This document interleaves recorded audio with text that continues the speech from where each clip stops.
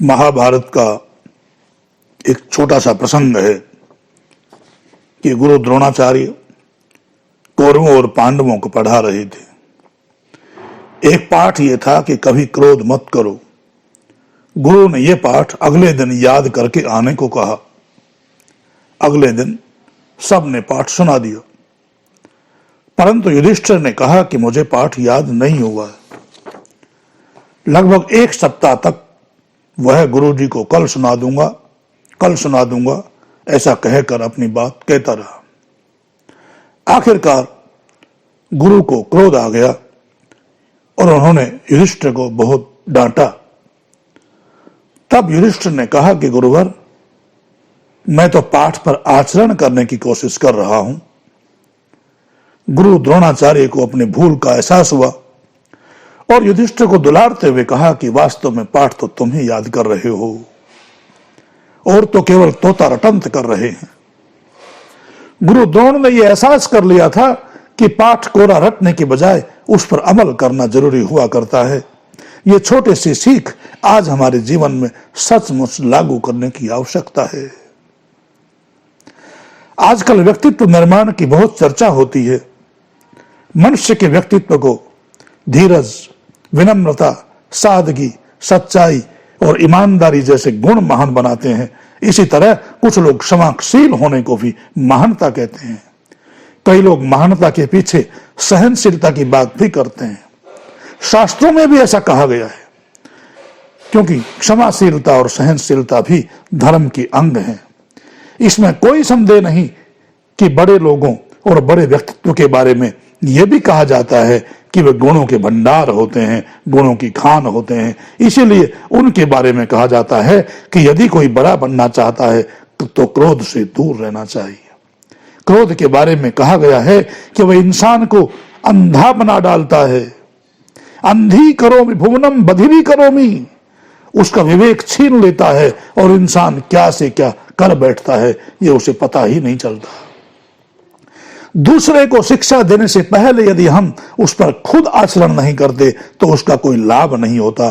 दुर्भाग्य से आज हमारे जीवन में ऐसा ही हो रहा है। अनेक विद्यार्थी ऐसे हैं जो आपस में अपने बड़ों के बारे में बातचीत करते हैं कि वे खुद तो अफसर बन नहीं सके, हमें अफसर बनने की बात कहते हैं। हालांकि उनका यह नजरिया उनकी अपनी अवस्था के अनुसार विचार करने को लेकर ठीक हो सकता है। माता पिता अपने लिए कुछ नहीं कर सके, इसीलिए तो वे बच्चों के लिए सब कुछ कर रहे हैं। बच्चों की पढ़ाई पर बहुत ज्यादा खर्च करने के बाद माता पिता की अपेक्षा सही हो सकती है, लेकिन यह भी सच है कि बच्चे हर उम्मीद को पूरी नहीं कर सकते। आज जमाना यह आ गया है कि किसी को शिक्षा भी समय देखकर दी जानी चाहिए। समय बदल गया है। आज हर चीज योजना के अनुसार चलनी चाहिए और इसी के अनुसार पढ़ाई भी होनी चाहिए। युवा हो रहे बच्चे याद रखें कि उन्हें पढ़ाई करनी ही करनी है। जो खुद पढ़ाई करते नहीं और बड़ा अफसर न बन पाने के कारण माता पिता के विषय में उनकी शिक्षा पर बिना मतलब बहस करते हैं, इसका कोई औचित्य नहीं है। महाभारत काल और आज के भौतिक युग में बहुत अंतर आ चुका है। ये बात सही है कि पर उपदेश कुशल बहु तेरे, लेकिन यह भी सच है कि माता पिता का उपदेश गुरु की तरह होना चाहिए। पढ़ने वाले युवा बच्चे पहले अपने आप को परखें कि क्या वे योजना के अनुसार काम कर रहे हैं या नहीं। यदि उनकी योजना ही अफसर बनने की नहीं है तो वे कोई भी बड़ा एग्जाम या परीक्षा पास नहीं कर पाएंगे। माता पिता के हर अच्छे उपदेश को अवश्य मानना चाहिए। आज के इस प्रतियोगिता के युग में बच्चों को योजना के अनुसार चलना चाहिए और माता पिता की उम्मीदों पर खरा उतरने का प्रयास करना चाहिए। जीवन में ऐसे बहुत से अवसर होते हैं जो क्रोध के कारण से मनुष्य की हालत को बदल देते हैं। सही राह पर चलते चलते क्रोध उनका मार्ग पलट देता है। सामाजिक जीवन में इसका भली भांति अनुभव किया जा सकता है। विवाह हो या अन्य कोई समारोह, आप अनुभव करके देख लीजिए कि किसी को कोई बात समझानी है, अगर प्यार से कहोगे तो उसका असर ज्यादा अच्छा पड़ता है, लेकिन जब यही बात क्रोध से समझाओगे तो बात नहीं बनती। जब क्रोध होता है तो मन में विकार पैदा होते हैं। इसलिए क्रोध से बचना चाहिए। क्रोध से बचे रहना धर्म की पहचान है।